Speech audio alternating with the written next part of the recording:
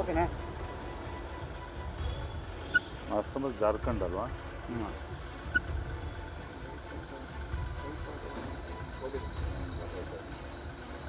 ಮಹಾರಾಷ್ಟ್ರದಲ್ಲಿ ಭಾರತೀಯ ಜನತಾ ಪಾರ್ಟಿ ಮತ್ತು NDA ನಮ್ಮ ನಿರೀಕ್ಷೆಗೂ ಮೀರಿ 200ರ ಗಡಿಯನ್ನು ದಾಟಿರ್ತಕ್ಕಂಥದ್ದು. ಬಹುಶಃ ಒಂದು ಹೊಸ ಇತಿಹಾಸವನ್ನು ಮಹಾರಾಷ್ಟ್ರದಲ್ಲಿ ಭಾರತೀಯ ಜನತಾ ಪಾರ್ಟಿ ಮತ್ತು ಮಿತ್ರ ಪಕ್ಷಗಳು ಸೃಷ್ಟಿ ಮಾಡಿದೆ, ದಾಖಲೆ ಮಾಡಿದೆ. ಮಹಾರಾಷ್ಟ್ರದ ಮಹಾಜನತೆ ಮತ್ತೊಮ್ಮೆ ನರೇಂದ್ರ ಮೋದಿಜಿಯವರ ನಾಯಕತ್ವದ ಬಗ್ಗೆ ವಿಶ್ವಾಸವನ್ನು ಇಟ್ಟು ಒಂದು ಐತಿಹಾಸಿಕ ಗೆಲುವನ್ನು ಇವತ್ತು ನೀಡಿದ್ದಾರೆ. ತುಂಬ ಸಂತೋಷ ತರ್ತಕ್ಕಂಥ ವಿಚಾರ. ಕರ್ನಾಟಕದಲ್ಲಿ 3 ಕ್ಷೇತ್ರಗಳ ಉಪಚುನಾವಣೆ, ಚನ್ನಪಟ್ಟಣ, ಶಿಗ್ಗಾವಿ ಹಾಗೂ ಸಂಡೂರು 3 ಕ್ಷೇತ್ರದಲ್ಲಿ ನಮಗೆ ಹಿನ್ನಡೆ ಆಗಿದೆ.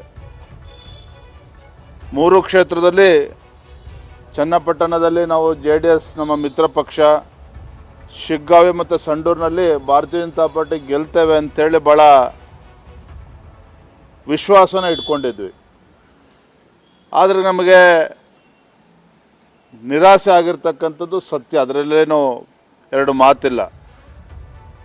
ಎರಡೂ ಪಕ್ಷದ ಮುಖಂಡರೆಲ್ಲ ಹಿರಿಯರು ಕೂತು ನಾವು ಚರ್ಚೆ ಮಾಡ್ತೇವೆ ಬರುವಂಥ ದಿನಗಳಲ್ಲಿ.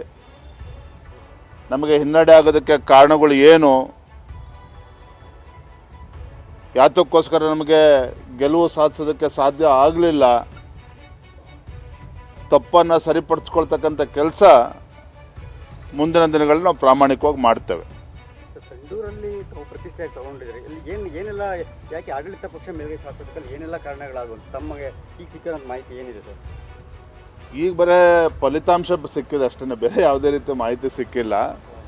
ಆದರೆ ಮೊದಲ ಬಾರಿ ಸಂಡೂರು ವಿಧಾನಸಭಾ ಕ್ಷೇತ್ರದಲ್ಲಿ ಭಾರತೀಯ ಜನತಾ ಪಾರ್ಟಿ ಹತ್ತತ್ರ 80,000 ಮತಗಳನ್ನು ನಾವು ಪಡೆದುಕೊಂಡಿದ್ದೇವೆ.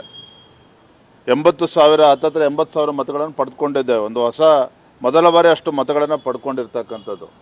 ಆದರೂ ಕೂಡ ನಾವು 8,000 ಅಂತರದಲ್ಲಿ ನಾವು ಗೆಲ್ತೇವೆ ಅನ್ನೋ ಸಂಪೂರ್ಣ ವಿಶ್ವಾಸ ನಮಗಿತ್ತು. ಆ ರೀತಿ ಎಲ್ಲ ನಮ್ಮ ಶ್ರಮವನ್ನು ಎಲ್ಲವನ್ನು ಕೂಡ ಹಾಕಿದ್ವಿ. ಆದರೆ ಅದ್ರ ನಡುವೆನೂ ಕೂಡ ನಮಗೆ ಅಲ್ಲಿ ಗೆಲ್ಲೋದಕ್ಕೆ ಸಾಧ್ಯ ಆಗಿಲ್ಲ. ಅದಾದ ಸಂಡೂರಿನ ಫಲಿತಾಂಶ ಹಿನ್ನಡೆ ಅಂತೇಳಿ ನಾನು ಭಾವಿಸೋದಿಲ್ಲ. ಖಂಡಿತ ಹೆಚ್ಚು ಮತಗಳನ್ನು ನಾವು ಕೂಡ ಪಡೆದುಕೊಂಡಿದ್ದೇವೆ. ಬರುವಂಥ ದಿನಗಳಲ್ಲಿ ಅಲ್ಲಿ ನಾವೆಲ್ಲರೂ ಕೂತು ನಮಗೆ ಹಿನ್ನಡೆಗೆ ಕಾರಣಗಳೇನು ಎಲ್ಲವೂ ಕೂಡ ಚರ್ಚೆ ಮಾಡ್ತೇವೆ, ಸರಿಪಡಿಸ್ಕೊಳ್ತಕ್ಕಂಥ ಕೆಲಸ ನಾವು ಮಾಡ್ತೇವೆ. ಸರ್, ಆದರೆ ಶಿಗ್ಗಾವಿ ಪೂರಕವಾದಂತಹ ವಾತಾವರಣ ಇತ್ತು. ವಕ್ಫ್ ವಿಚಾರ ಇರ್ಬೋದು ಅಥವಾ ಚನ್ನಪಟ್ಟಣದಲ್ಲಿ ಕುಮಾರಸ್ವಾಮಿ ವರ್ಣದ ಬಗ್ಗೆ ಜಮೀರ್ ಅಹಮದ್ ಮಾತಾಡಿದಂಥದ್ದು, ಈ ರೀತಿ ಅನ್ನೋದಕ್ಕೆ ನಿಮಗೆ ಡಿಕ್ಲೇರ್ಡ್ ರಿಸಲ್ಟ್ ಅನ್ನೋ ರೀತಿ ಶಿಗ್ಗಾಂವ್ ಇತ್ತು. ಆದರೂ ಕೂಡ ನಿಮ್ಮ ನಿರೀಕ್ಷೆಯಂತೆ ಬರಲಿಲ್ಲ. ಖಂಡಿತ ನಮ್ಮ ಶಿಗ್ಗಾವು ಆಘಾತ ತಂದಿದೆ. ಯಾಕಂದರೆ ಮಾಜಿ ಮುಖ್ಯಮಂತ್ರಿಗಳು ಬೊಮ್ಮಾಯಿ ಅವರ ಸುಪುತ್ರಲ್ಲೇನು ಸ್ಪರ್ಧೆ ಮಾಡಿದರು, ಭಾರತೀಯ ಜನತಾ ಪಾರ್ಟಿ ಎಲ್ಲ ನಮ್ಮ ಕಾರ್ಯಕರ್ತರು ಹಗಲು ರಾತ್ರಿ ಶ್ರಮವನ್ನು ಹಾಕಿದರು. ಅದರ ನಡುವೆ ಮತ್ತೆ ಬೊಮ್ಮಾಯಿ ಅವರು ಸಾಕಷ್ಟು ಅಭಿವೃದ್ಧಿ ಕೆಲಸಗಳನ್ನು ಮಾಡಿದ್ದಾರೆ. ಎಲ್ಲ ಒಂದು ಕಡೆ ಜನ ಇವತ್ತು ಆಡಳಿತ ಪಕ್ಷದ ಪರವಾಗಿ ವಾಲಿದ್ದಾರೆ. ಅದು ಕೂಡ ಎಲ್ಲ ಹಿರಿಯರು ಕೂತು ನಾವು ವಿಮರ್ಶೆಯನ್ನು ನಾವು ಮಾಡ್ತೇವೆ, ಸೋಲಿನ ಕಾರಣಗಳೇನು ಅಂತೇಳಿ. Yes sir, thank you.